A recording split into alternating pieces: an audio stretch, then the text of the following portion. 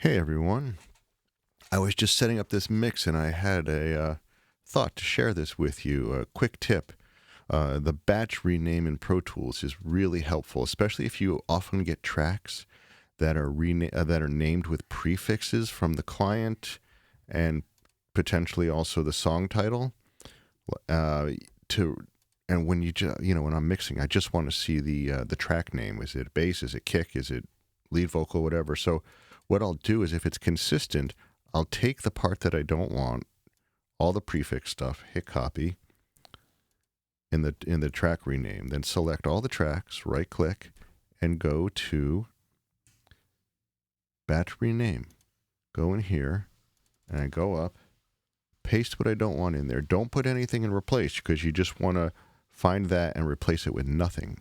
Hit OK, and boom, now all my tracks are named just with the instrument. And that's going to save me a ton of time. So I hope you find that useful. All right, take care all.